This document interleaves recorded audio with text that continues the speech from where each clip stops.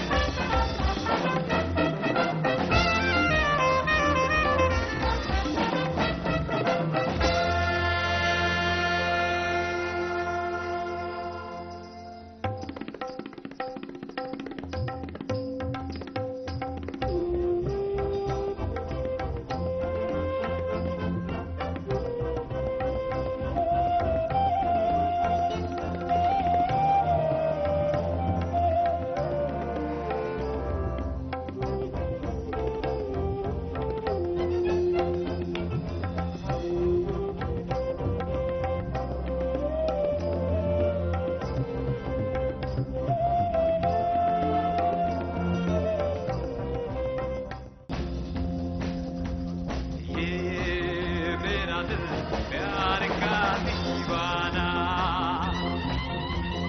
दीवाना दीवाना प्यार का परवाना आता है मुझको प्यार में चल जाना मुश्किल है प्यारे तेरा बच के जाना ये मेरा दिल प्यार का दीवाना जान से प्यारा है सबसे न्यारा गुलिस्ता हमारा है भारत हमको जान से प्यारा है सबसे न्यारा गुलिस्ता हमारा है सदियों से भारत भूमि दुनिया की शान है भारत माँ की रक्षा में जीवन कुर्बान है भारत हमको जान से प्यारा है सबसे न्यारा गुलिस्ता हमारा है దిత్వా తుఫాను నేపథ్యంలో అధికారులందరూ అప్రమత్తంగా ఉండాలని హోంమంత్రి వంగల్పూడి అనిత ఆదేశించారు. క్షేత్రస్థాయిలో ప్రజలను ఎప్పటికప్పుడు అప్రమత్తం చేయాలని, ప్రాణ నష్టం లేకుండా చూసుకోవాల్సిన బాధ్యత మనందరిపై ఉందన్నారు. సహాయం కోసం కంట్రోల్ రూమ్కు వచ్చే కాల్స్కు వెంటనే స్పందించాలని సూచించారు. దిత్వా తుఫానుపై సచివాలయంలో ఆర్టీజీఎస్ స్టేట్ సెంటర్ నుంచి హోంమంత్రి వంగలపూడి అనిత సమీక్ష నిర్వహించారు. నెల్లూరు, తిరుపతి, కడప, చిత్తూరు, అన్నమయ్య జిల్లాల కలెక్టర్లతో వీడియో కాన్ఫరెన్స్లో మాట్లాడారు. RTGS secretary Katamaneni Bhaskar, CEO Prakhar Jain ఉన్నతాధికారులు సమీక్ష సమావేశంలో పాల్గొన్నారు. ఈ రోజు రేపు అధికారులు మరింత అలర్ట్గా ఉండాలన్నారు. క్షేత్రస్థాయిలో ప్రజలను ఎప్పటికప్పుడు అప్రమత్తం చేయాలని, ప్రాణ నష్టం లేకుండా చూసుకోవాల్సిన బాధ్యత మనందరిపై ఉందన్నారు. సహాయం కోసం కంట్రోల్ రూమ్కు వచ్చే కాల్స్కు వెంటనే స్పందించాలని సూచించారు. ప్రమాద స్పాట్ల వద్ద అవాంఛనీయ సంఘటనలు జరగకుండా అధికారులను నియమించాలని ఆదేశించారు. జనజీవనానికి అడ్డంకులు కలిగించే విరిగిన కొమ్మలు, హోర్డింగ్స్ వంటివి వెంటనే తొలగించే ఏర్పాట్లు చేయాలన్నారు. విద్యుత్ అంతరాయం కలిగితే వెంటనే పునరుద్ధరణ చేయాలని ఆదేశించారు. అన్ని ముందస్తు చర్యలు తీసుకున్నామని కలెక్టర్లు వివరించారు. అవసరమైతే పునరావాస కేంద్రాలకు తరలించడానికి ఏర్పాట్లు చేశామని వెల్లడించారు. ఏపీ రాజధాని అమరావతిలో ప్రపంచ స్థాయి అండర్ గ్రౌండ్ పవర్ ఇన్ఫ్రాస్ట్రక్చర్ ఏర్పాటు చేస్తున్నట్లు మంత్రి లోకేష్ తెలిపారు. అండర్ గ్రౌండ్ పవర్ ఇన్ఫ్రాస్ట్రక్చర్ వేగంగా రూపుదిద్దుకుంటోందని చెప్పారు. భూగర్భంలో హైటెన్షన్ లైన్లు వేయడం ద్వారా భద్రత పెరుగుతుందని వివరించారు. భవిష్యత్ అవసరాలను దృష్టిలో ఉంచుకుని అమరావతిని నిర్మిస్తున్నట్లు చెప్పారు. అత్యాధునిక మౌలిక వసతుల నగరంగా అమరావతి ఎదుగుతోందన్నారు. ప్రపంచ స్థాయి ప్రమాణాలతో అమరావతి రూపుదిద్దుకుంటోందని లోకేష్ ఎక్స్లో పోస్టు చేశారు. టీడీపీ రాష్ట్ర, జిల్లా కమిటీల జాబితా సిద్ధంగా ఉన్నట్లు ఆ పార్టీ ఏపీ అధ్యక్షుడు పల్లా శ్రీనివాసరావు తెలిపారు. సామాజిక సమీకరణాలకు అనుగుణంగా డిసెంబర్ 16 నాటికి తుది జాబితా సిద్ధం చేస్తామన్నారు. కమిటీల తుది జాబితాపై డిసెంబర్ 17న మంత్రి లోకేష్ సమీక్షిస్తారని, అనంతరం ప్రకటిస్తామని తెలిపారు. పోలవరం, సింగనమల, జీడి నెల్లూరు నియోజకవర్గాల్లోని 2 మండలాల్లో కమిటీలపై అభ్యంతరాలున్నాయని, ఆయా మండలాల్లో మళ్లీ ఐవీఆర్ఎస్ సర్వే చేస్తామన్నారు. కృష్ణలంకలోని పొట్టి శ్రీరాములు హైస్కూల్ గ్రౌండ్ ఎంతో ప్రతిష్టాత్మకమైందని, ఇంత పెద్ద గ్రౌండ్ కలిగిన స్కూల్ విజయవాడలో చాలా తక్కువగా ఉన్నాయని ఎమ్మెల్యే గద్దె రామ్మోహన్ అన్నారు. ఈ గ్రౌండ్ను సిఎస్ఆర్ ఫండ్తో అభివృద్ధి చేసేందుకు శ్రీరామ్ ఫైనాన్స్ సంస్థ ఆర్థిక సహకారం అందించడం అభినందనీయమని తెలిపారు. క్రికెట్ గ్రౌండ్ తరహాలో ఈ మైదానాన్ని అభివృద్ధి చేసేందుకు అంచనాలు తయారు చేయించి మంత్రి నారా లోకేష్ దృష్టికి తీసుకువెళతారని చెప్పారు. అటు స్కూల్ పిల్లలకు, ఇటు యువత, ప్రజలకు ఉపయోగపడే విధంగా గ్రౌండ్ను అభివృద్ధి చేస్తామన్నారు. కృష్ణలంకలోని పొట్టి శ్రీరాములు హైస్కూల్ గ్రౌండ్లో శ్రీరామ్ ఫైనాన్స్ సంస్థ వారి ఆర్థిక సహకారంతో చేపట్టనున్న అభివృద్ధి పనులపై వీఎంసీ అధికారులు, వాకర్స్, కాలేజీ, స్కూల్ ప్రిన్సిపల్స్తో కలిసి ఎమ్మెల్యే గద్దె రామ్మోహన్ పరిశీలించారు. గ్రౌండ్లో చేపట్టనున్న అభివృద్ధి పనుల వివరాలను అడిగి తెలుసుకున్నారు. ఈ సందర్భంగా ఎమ్మెల్యే మాట్లాడుతూ కృష్ణలంక ప్రాంతానికి పొట్టి శ్రీరాములు హైస్కూల్ గ్రౌండ్ ప్రతిష్టాత్మకమైనదని అన్నారు. ఈ ప్రాంతానికి ఎలిమెంటరీ స్కూల్, హై స్కూల్, కళాశాల ఏర్పాటు చేసి పరిపూర్ణమైన విద్యాలయం పుస్తకాలయం ఏర్పాటు చేయడం జరిగిందన్నారు. 2014-2019లో ఎన్టీఆర్ పేరు మీద ఇండోర్ స్టేడియంను నిర్మించామని తెలియజేశారు. మిగిలిన గ్రౌండ్లో పిల్లలు ఆహ్లాదకరంగా ఆడుకునేందుకు వీలుగా అభివృద్ధి చేసేందుకు శ్రీరామ్ ఫైనాన్స్ సంస్థ CSR ఫండ్స్ కింద 35 లక్షల రూపాయలు కలెక్టర్కు ఇవ్వడం జరిగిందని చెప్పారు. దీనికి కావాల్సిన సదుపాయాలు కల్పించేందుకు మున్సిపల్ కమిషనర్కు కలెక్టర్ అంచనాలు అడిగారన్నారు. కృష్ణలంక గ్రౌండ్ మొత్తాన్ని క్రికెట్ గ్రౌండ్ ఏ విధంగా ఉంటుందో ఆ విధంగా తీసుకురావాలని తన కోరిక అని మంత్రి లోకేష్కు కూడా చెప్పడం జరిగిందని, అంచనాలు తయారు చేస్తే మంజూరు చేస్తానని చెప్పారన్నారు. ఈ ప్రాంతవాసులు వాకింగ్ చేసుకునే సౌకర్యం కల్పించడం జరిగిందన్నారు. శ్రీరామ్ ఫైనాన్స్ సంస్థ ప్రతినిధి నాగేంద్ర మాట్లాడుతూ CSR ఫండ్ కింద కృష్ణలంక హైస్కూల్ గ్రౌండ్ అభివృద్ధికి తోడ్పాటు అందించాలని ఎమ్మెల్యే గద్దె రామ్మోహన్ కోరారన్నారు. దానికి కంపెనీ MD చక్రవర్తి వెంకటేశ్వరరావు ప్రత్యేక దృష్టి పెట్టి వెంటనే నిధులు విడుదల చేశారన్నారు. సామాజిక అభివృద్ధి కార్యక్రమాల్లో తమను భాగస్వాములు చేసినందుకు కృతజ్ఞతలు తెలియజేశారు. కలెక్టర్ గారు మున్సిపల్ కమిషనర్ గారిని దీనికి కావాల్సిన సౌకర్యాలు ఏర్పాటు చేయడానికి ఒక ఎస్టిమేషన్ కూడా అడిగారు.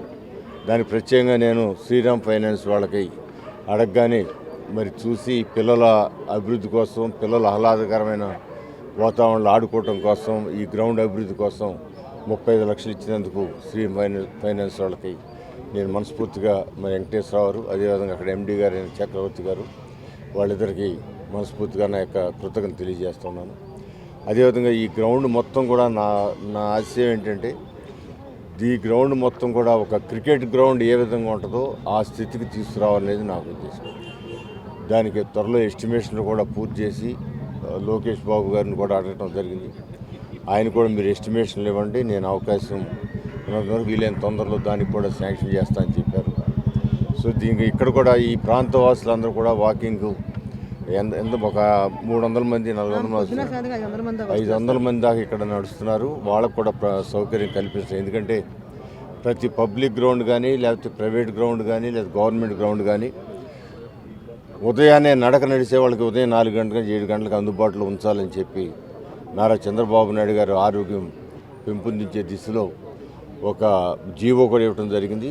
దానిలో పబ్లిక్ ఎవరైనా సరే ఆ టైంలో వచ్చి ఇక్కడ వాకింగ్ చేసుకోవడానికి వాళ్ళకి అన్ని సౌకర్యాలు కల్పించడానికి కూడా ప్రభుత్వం సిద్ధంగా ఉంది. చాలా చోట్ల కూడా వాకింగ్ ట్రాక్లు తయారు చేస్తున్నారు. మన ఎమ్మెల్యే గారు రామ్మోహన్ రావు గారు యొక్క ప్రోత్సాహంతో వచ్చి మా కంపెనీని సారు ఒక ప్రపోజల్ ఈ CSR ఫండ్ కింద ఈ కృష్ణలంకలో ఈ స్కూల్ అభివృద్ధికి తోడ్పాటు అందించమని కోరడం జరిగింది. దానికి మా కంపెనీ MD గారు చక్రవర్తి గారు అట్లాగే వెంకటేశ్వరరావు గారు ఇనిషియేషన్ తీసుకుని ఇమీడియట్గా ఇది రిలీజ్ చేయడం జరిగింది. సో ఇలా సోషల్ వెల్ఫేర్ ప్రోగ్రామ్స్లో ఎమ్మెల్యే గారు మా బోటు వాళ్ళు కూడా పార్టిసిపేట్ చేయించినందుకు ఎమ్మెల్యే గారు కూడా థ్యాంక్స్ చెప్తూ ఈ క్రెడిట్ మొత్తం మేము ఈరోజు ఇక్కడ ఈ సహాయం చేస్తున్నామంటే క్రెడిట్ మొత్తం ఎమ్మెల్యే గారు దక్కుతుందని. నగరాల సంక్షేమంతో పాటు రాష్ట్రంలో కూటమి ప్రభుత్వం అధికారంలోకి రావడానికి ఎంతో శ్రమించిన మరుపిళ్ల తిరుమలేష్ అకాల మరణం చెందడం నగరాలకు తీరని లోటు అని ఏపీ నగరాల సంక్షేమ అభివృద్ధి కార్పొరేషన్ డైరెక్టర్లు ఆవేదన వ్యక్తం చేశారు. రాష్ట్రంలో నగరాల సంక్షేమం కోసం అనునిత్యం పరితపించిన తిరుమలేష్ బాటలో తామంతా పయనించి ఆయన ఆశయ సాధన కోసం కృషి చేస్తామని నగరాల కార్పొరేషన్ డైరెక్టర్లు వెల్లడించారు. ఆంధ్రప్రదేశ్ నగరాల సంక్షేమం అభివృద్ధి కార్పొరేషన్ చైర్మన్ మరుపిళ్ల తిరుమలేష్ అకాల మృతికి సంతాపం తెలియజేస్తూ నగరంలోని 1 టౌన్ నెహ్రూ బొమ్మ సెంటర్ వద్ద ఆంధ్రప్రదేశ్ నగరాల సంక్షేమం అభివృద్ధి కార్పొరేషన్ డైరెక్టర్లు సుఖాని కిరణ్ కుమార్, బెవర సాయి సుధాకర్, పోతిన పైడిరాజు, మద్ది సోమేష్, తమ్మిన విజయకుమార్ పలువురు డైరెక్టర్ల ఆధ్వర్యంలో సంతాప సభ కార్యక్రమం నిర్వహించారు. తిరుమలేష్ చిత్రపటానికి డైరెక్టర్లు, నగరాల ప్రముఖులు పూలమాల వేసి నివాళులు అర్పించిన అనంతరం పేదలకు అన్నదాన కార్యక్రమం నిర్వహించారు. అనంతరం ఆంధ్రప్రదేశ్ నగరాల వెల్ఫేర్ అండ్ డెవలప్మెంట్ డైరెక్టర్లు మీడియాతో మాట్లాడుతూ తిరుమలేష్ మనసులో ఎటువంటి కల్మషం లేని వ్యక్తి, మృదు స్వభావి, అందరినీ ఆప్యాయంగా పలకరించే తిరుమలేష్ మన మధ్య లేకపోవడం బాధాకరమని, ఆయన మృతి నగరాలకు తీరని లోటు అన్నారు. గత ఎన్నికల్లో కూటమి పార్టీ అధికారంలోకి రావడానికి ఎంతో కృషి చేశారన్నారు.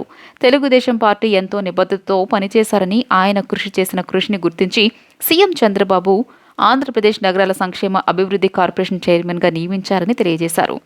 చైర్మన్గా నియమించిన అనతి కాలంలోనే మరణించడం మా మనస్సులను ఎంతో కలిచివేసిందని నగరాల డైరెక్టర్లు తెలియజేశారు.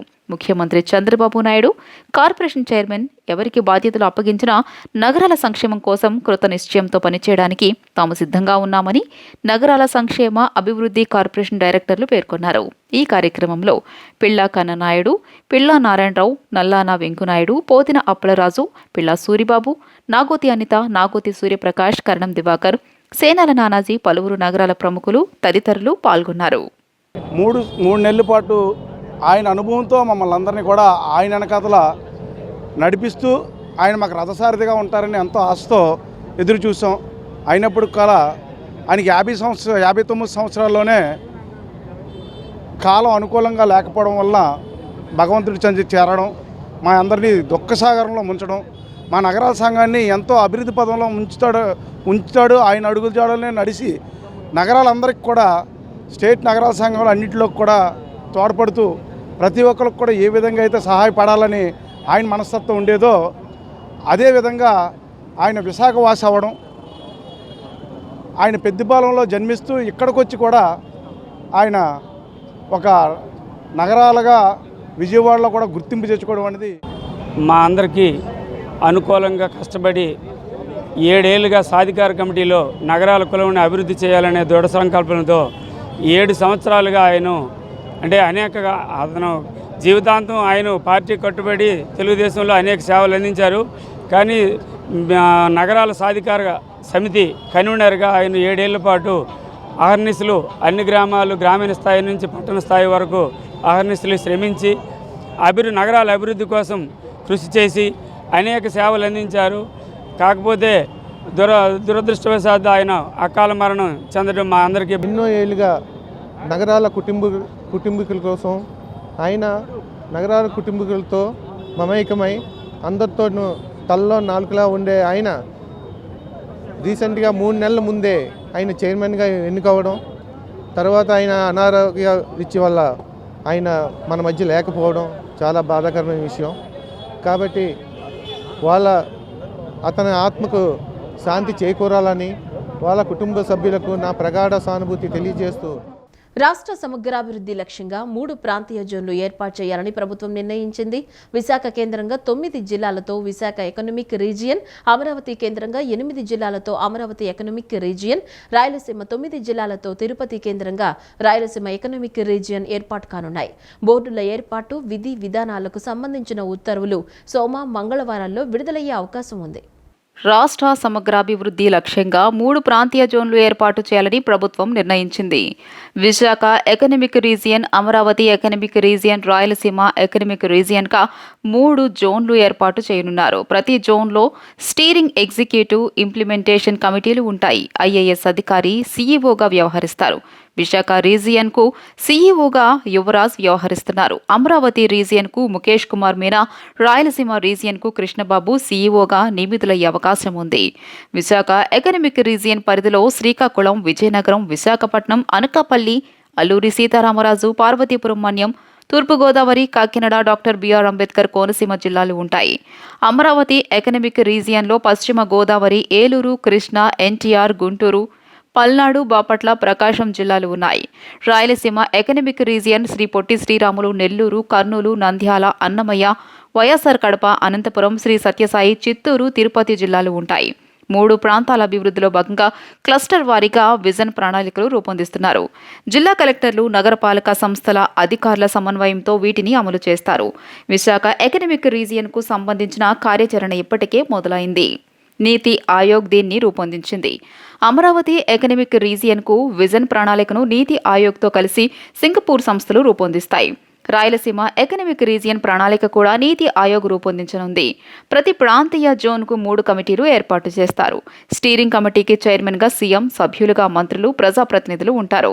ఎగ్జిక్యూటివ్ కమిటీలో సీఎస్ వివిధ శాఖల కార్యదర్శులకు బాధ్యతలు అప్పగిస్తారు. ఇంప్లిమెంటేషన్ కమిటీకి సీఈఓ బాధ్యత వహిస్తారు. ఇందులో కలెక్టర్లతో పాటు సంబంధిత నగరపాలక సంస్థల కమిషనర్లు సభ్యులుగా ఉంటారు. నైరుతి బంగాళాఖాతంలో దిత్వా తుఫాను ప్రభావం కొనసాగుతోంది. ప్రస్తుతం ఇది కారైకల్కు 80 కిలోమీటర్లు, పుదుచ్చేరికి 160 కిలోమీటర్లు, చెన్నైకి 250 కిలోమీటర్ల దూరంలో కేంద్రీకృతమై ఉన్నట్లు రాష్ట్ర విపత్తుల నిర్వహణ సంస్థ పేర్కొంది.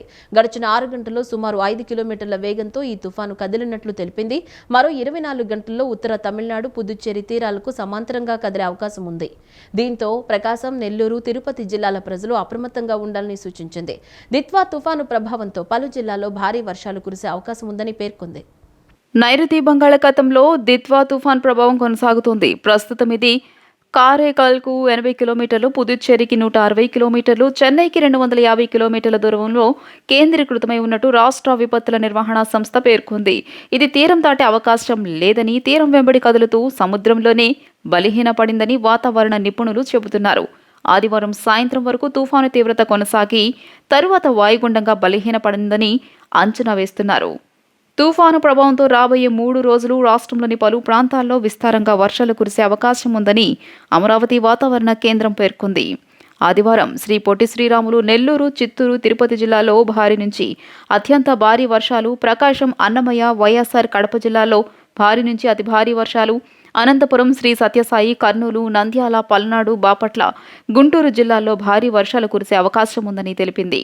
సోమవారం ప్రకాశం, నెల్లూరు జిల్లాల్లో భారీ నుంచి అతి భారీ వర్షాలు, డాక్టర్ బిఆర్ అంబేద్కర్ కోనసీమ, తూర్పు గోదావరి, పశ్చిమ గోదావరి, ఏలూరు, ఎన్టీఆర్, కృష్ణా, గుంటూరు, పల్నాడు, బాపట్ల, తిరుపతి, అన్నమయ్య, వైఎస్ఆర్ కడప జిల్లాల్లో భారీ వర్షాలు కురవచ్చని పేర్కొంది. మంగళవారం బాపట్ల, ప్రకాశం, నెల్లూరు జిల్లాల్లో భారీ వర్షాలు కురుస్తాయని అంచనా వేస్తోంది. మిగిలిన ప్రాంతాల్లో తేలికపాటి నుంచి ఓ మోస్తరు వర్షాలు పడొచ్చని, తీరం వెంబడి గరిష్టంగా గంటకు 80 కిలోమీటర్ల వేగంతో ఈదురుగాలులు వీయొచ్చని పేర్కొంది. సముద్రం అలజడిగా మారిన నేపథ్యంలో సోమవారం వరకు మత్స్యకారులు వేటకు వెళ్లరాదని విశాఖలోని తుఫాను హెచ్చరికల కేంద్రం అధికారులు సూచించారు. కృష్ణపట్నం పోర్టుకు 3వ నెంబర్, విశాఖపట్నం, మచిలీపట్నం, నిజాంపట్నం, గంగవరం, కాకినాడ పోర్టులకు 2వ నెంబర్ హెచ్చరికలను కొనసాగిస్తున్నారు. విజయవాడ తూర్పు నియోజకవర్గం అయ్యప్ప నగర్లో శ్రీ స్వామి అయ్యప్ప నగర్ అయ్యప్ప భక్త బృందం వారిచే శ్రీ వెంకటేశ్వర స్వామి కళ్యాణం నిన్న రాత్రి కన్నుల పండుగ జరిగింది. 30 మంది జంటలు పాల్గొని కళ్యాణోత్సవం జరిపించారు. స్వామివారి కళ్యాణాన్ని తిలకించేందుకు భక్తులు పెద్ద సంఖ్యలో తరలివచ్చారు. స్వామివారి కళ్యాణాన్ని కనులారా తిలకించి తరించారు. ఎమ్మెల్యే గద్దె రామ్మోహన్ స్వామివారి కళ్యాణంలో పాల్గొన్నారు. విజయవాడ తూర్పు నియోజకవర్గం అయ్యప్ప నగర్లో శ్రీ స్వామి అయ్యప్ప నగర్ అయ్యప్ప భక్త బృందం వారిచే శ్రీ వెంకటేశ్వర స్వామి కళ్యాణం నిన్న రాత్రి కన్నుల వైభవంగా జరిగింది. వేద మంత్రాల నడుమ శాస్త్రోక్తంగా స్వామివారి కళ్యాణం నిర్వహించారు. ఎమ్మెల్యే గద్దె రామ్మోహన్ పాల్గొని స్వామివారి కళ్యాణాన్ని తిలకించారు. ఈ సందర్భంగా ఎమ్మెల్యే మాట్లాడుతూ 50 సంవత్సరాల క్రితం ఏర్పడిన అయ్యప్ప నగర్ కాలనీ నిరంతరం ఆధ్యాత్మిక శోభ, భక్తి పారవశ్యం కలిగి ఉంటుందని అన్నారు. అయ్యప్ప స్వామి, గణపతి, శ్రీరామనవమి, నాగేంద్ర స్వామి పూజలు నిరంతరం చేస్తూ అన్నదానాలు చేస్తూ ప్రతి సంవత్సరం అయ్యప్ప స్వామి భక్తులకు ఉచిత అన్నదానం చేస్తున్నారని తెలిపారు. శ్రీనివాస కళ్యాణం ప్రతి ఏటా విధిగా చేస్తున్నారని తెలియజేశారు. ప్రజల్లో ఆధ్యాత్మిక భావాన్ని పెంపొందిస్తున్నారని అన్నారు. అనేక మంది మహిళలు ఈ పూజా కార్యక్రమాల్లో పాల్గొని పూజా ఫలాలు పొందుతుంటారని చెప్పారు. సాయన సత్యనారాయణ బుజ్జి దైవభక్తితో ఆనందాన్ని పొందడమే కాకుండా 10 మంది పూజా ఫలం పొందేలా సామూహిక పూజా కార్యక్రమాలు నిర్వహించడం ఆనందదాయకమన్నారు. నిరంతరం ఈ కాలనీలో అన్నదానాలు చేస్తూ ఈ రోజున ప్రత్యేకంగా ఈ శీతాకాలంలో ఇక్కడ వచ్చిన భక్తులందరికీ, అయ్యప్ప భక్తులందరికీ ఉచిత అన్నదానం చేస్తూ శ్రీనివాస కళ్యాణం ప్రతి సంవత్సరం విధిగా కండక్ట్ చేస్తూ ఒక ప్రజలందరిలో కూడా ఒక చక్కటి భావం, ఆధ్యాత్మిక భావం ఏర్పడేటట్టుగా, మనసు ప్రశాంతంగా, శాంతంగా, ఎదుటివాడిని గౌరవించే విధంగా, ప్రవర్తించే విధంగా ఈ కాలనీ ఒక మోడల్ కాలనీ, విజయవాడ నగరంలోని ఒక మోడల్ కాలనీగా అయ్యప్ప నగర్ చెప్పుకోవచ్చు. నిరంతరం జరిగే ఈ పూజ ద్వారా అనేక మంది మహిళలు వచ్చి వాళ్ళు పూజ చేసుకొని ఆ పూజ ఫలాలు పొందడానికి వాళ్ళందరూ కూడా ఎంతో భక్తి శ్రద్ధలతో పూజ చేయడం జరుగుతోంది. ఇది ప్రత్యేకంగా ఈ రోజున శ్రీనివాస కళ్యాణం అంటే చక్కటి చల్లటి వాతావరణంలో, శీతాకాలంలో ఏ మతాలైనా కూడా ఈ కాలంలో పూజలకి, ఆధ్యాత్మికకి, వాళ్ళ ప్రచారాలకు ఎక్కువగా ఉపయోగపడతారు. దాంతో ఉపవాసాలు, అది కార్తీక మాసం కావచ్చు, అయ్యప్ప దీక్ష కావచ్చు, లేకపోతే ఇంకో మతాల్లో కూడా ఈ కాలంలో ఉపవాసాలకు ప్రాధాన్యత ఇస్తూ సాయన సత్యనారాయణ మాట్లాడుతూ అక్టోబర్ 23వ తేదీ నుంచి అన్నదాన కార్యక్రమం మొదలైందని చెప్పారు. కార్తీక మాసం ఏకాదశి రోజున సామూహిక సత్యనారాయణ వ్రతాలు నిర్వహించామని తెలియజేశారు. ఈ నెల 16న అయ్యప్ప భజన కన్నుల పండుగగా చేశామన్నారు. నిన్న వెంకటేశ్వర స్వామి కళ్యాణం నిర్వహించామని 30 మంది జంటలు పాల్గొని కళ్యాణోత్సవం జరిపించారన్నారు. మొన్న ఏకాదశికి, కార్తీక మాసంలో ఏకాదశికి సామూహిక సత్యనారాయణ వ్రతాలు ఒక 55 జంటలు సామూహిక సత్యనారాయణ వ్రతాలు జరపడం జరిగింది. ఈరోజు స్వామివారి వెంకటేశ్వర స్వామివారి కళ్యాణం ఈరోజు ఒక 30-40 గంటల దాకా ఈ స్వామివారి కళ్యాణంలో కూర్చుని వాళ్ళు కళ్యాణోత్సవాన్ని జరపడం జరుగుతుంది. అట్లాగే మొన్న 16వ తారీఖు కూడా గత 22 సంవత్సరాలుగా నిర్వహిస్తున్న అయ్యప్ప భజన కూడా మన 16వ తారీఖు నిర్వహించడం జరుగుతుంది. దానికి మా పెద్దలు ఎమ్మెల్యే గారు మరియు మన కార్పొరేటర్ గారు ఇచ్చేసి మా ఆహ్వానం మేరకు ఇచ్చేశారు. అలాగే ఈరోజు కూడా మా ఆహ్వానం మేరకు ఇచ్చేసినందుకు ఎమ్మెల్యే గారికి, కార్పొరేటర్ గారికి, భక్తులందరికీ కూడా, కాలనీ వాసులకు కూడా, అందరికి కూడా ధన్యవాదాలు. పశ్చిమ నియోజకవర్గం కేఎల్ రావు నగర్ 3వ లైన్లో శక్తి ఫ్లవర్ డెకరేషన్ నిర్వాహకులు జి రాజ్ కుమార్ తన నివాసం వద్ద అయ్యప్ప స్వామి మహాపడి పూజను అత్యంత వైభవంగా నిర్వహించారు. కేరళ సంప్రదాయాలకు అనుగుణంగా ప్రముఖ గురుస్వామి బ్రహ్మశ్రీ మురళీధరన్ నంబూద్రి ఆధ్వర్యంలో ఈ పూజా కార్యక్రమం శాస్త్రోక్తంగా జరిగింది. వేద పండితుల మంత్రోచ్చరణలు, భజనలు, కర్పూర హారతులతో పూజా కార్యక్రమం భక్తి పారవస్యంతో సాగింది. పెద్ద ఎత్తున స్వాములు పాల్గొని భజనలు చేశారు. పడి పూజలో వందలాది మంది అయ్యప్ప భక్తులు పాల్గొని హరిహర పుత్రుడికి భక్తి శ్రద్ధలతో నీరాజనాలు పలికారు. విజయవాడ కేఎల్ రావు నగర్ 3వ లైన్లో శక్తి ఫ్లవర్ డెకరేషన్ నిర్వాహకులు జి రాజ్ కుమార్ తన నివాసం వద్ద అయ్యప్ప స్వామి మహాపడిపూజను అత్యంత వైభవంగా నిర్వహించారు. అయ్యప్ప స్వామి పడిపూజను అత్యంత వైభవంగా శాస్త్రోక్తంగా నిర్వహించడం జరిగింది. ఈ పడిపూజ కార్యక్రమాన్ని పూర్తిగా కేరళ సాంప్రదాయాలకు అనుగుణంగా నిర్వహించబడింది. ప్రముఖ గురుస్వామి బ్రహ్మశ్రీ మురళీధరన్ నంబూద్రి ఆధ్వర్యంలో ఈ పూజా కార్యక్రమం జరిగింది. పడిపూజలో వందలాది మంది అయ్యప్ప భక్తులు పాల్గొని హరిహర పుత్రుడికి భక్తి శ్రద్ధలతో నీరాజనాలు పలికారు. స్వామియే శరణమయ్యప్ప అంటూ ప్రాంగణమంతా మారుమ్రోగింది. అయ్యప్ప పాటలతో భక్తులు తన్మయత్వం చెందారు. తమ కోరికలు నెరవేరాలని శబరి గిరీషుడిని వేడుకున్నారు. ఈ సందర్భంగా మురళీధరన్ నంబూద్రి మాట్లాడుతూ రాజ్ కుమార్ స్వామి, నాగమణి, లక్ష్మీశ్రీ ఇంటి వద్ద పడి పూజా కార్యక్రమం కేరళ సాంప్రదాయం ప్రకారం నిర్వహించినట్లు తెలియజేశారు. గణపతి సుబ్రహ్మణ్య స్వామి, అయ్యప్ప స్వామి వారికి పూజ, ధూప, దీప నైవేద్యం పెట్టిన అనంతరం 18 కలశాలు పెట్టి 18 కొండ దేవతలను ఆవాహనం చేసి 18 మెట్లకు ఒక్కో మెట్టుకు ఆవాహనం చేయించి కలశ పూజ చేశామన్నారు. అయ్యప్ప స్వామి ఆశీస్సులు అందరిపై ఉండాలని ఆకాంక్షించారు. ఈ యొక్క 18 మెట్లు పూజ కేరళ ఆచార ప్రకారం, సంప్రదాయ ప్రకారం 18 గణపతి సుబ్రహ్మణ్య స్వామి, అయ్యప్ప స్వామి వారికి పూజ, ధూపదీప నైవేద్యం, అనంతరం 18 కలశాలు పెట్టి ఆ 18 ఎరిమేల నుంచి శబరిమల వెళ్ళే దారిలో 18 కొండలు, ఆ 18 కొండలు 18 కొండ దేవత ఆవాహించి ఈ 18 మెట్లకు ఒక్కొక్క మెట్లకు ఆవాహించి కలశ పూజ చేసి ఆ కలశ పూజ అభిషేకం దేవతకు అభిషేకం చేసి నివేద్యం చేసుకొని అర్చన కార్యక్రమం చేస్తారు స్వామి. ఈ విధంగా కేరళలో పడి పూజా కార్యక్రమం జరుగుతుంది. శక్తి ఫ్లవర్ డెకరేషన్ నిర్వాహకులు జి రాజ్ కుమార్ మాట్లాడుతూ మురళీధర నంబూద్రి స్వామి చే పడి పూజా కార్యక్రమం, శ్రీ ఈశ్వరపుత్ర భక్త బృందంచే భజన కార్యక్రమం నిర్వహించామని చెప్పారు. అయ్యప్పలు పెద్ద సంఖ్యలో తరలివచ్చారని అన్నారు. శ్రీ ఈశ్వరపుత్ర భక్త బృందం ప్రతినిధి మాట్లాడుతూ స్వామివారి దయతో కానూరు గ్రామ ప్రజలు, రాష్ట్ర ప్రజలు అందరూ సుభిక్షంగా ఉండాలని, ఆయన ఆశీస్సులు ఉండాలని ఆకాంక్షించారు. పాత శివాలయంలో వేంచేసి ఉన్నటువంటి అయ్యప్ప స్వామి ప్రధాన అర్చకులైనటువంటి గౌరవనీయులు గురువర్యులు మురళీ నంబూద్రి గారి సువర్ణాస్తాలతో కేరళలో ఏ విధంగా అయితే పడిపూజా మహోత్సవం జరుగుతుందో ఆ విధంగా కేఎల్ నగర్ 3వ లైన్ చిన్న చర్చి వద్ద మన ఉన్నటువంటి శక్తి రాజుగారి ఇంటి వద్ద, శక్తి నివాసం వద్ద హరిహరపుత్ర అయ్యప్ప స్వామి వారి పడిపూజా మహోత్సవం అంగరంగ వైభవంగా జరుగుతుంది. మరి మాచే శ్రీ ఈశ్వరపుత్ర భక్త బృందం వారిచే మరి భజన కార్యక్రమం ఏర్పాటు చేయడం జరిగింది. మరి అయ్యప్ప స్వామి వారు మా రాజుగారికి కరుణా కటాక్షాలు ప్రసాదించాలని. నా పేరు గడిదే రాజ్ కుమార్, మా మిస్సెస్ పేరు నాగమణి, మా పాప పేరు లక్ష్యశ్రీ. మురళీ నంబూద్రి గారిచే పడి భజన పెట్టించాము. ఇవాళ కేఎల్ నగర్ 3వ లైను బిఎస్ఎన్ఎల్ ఆఫీస్ దగ్గర.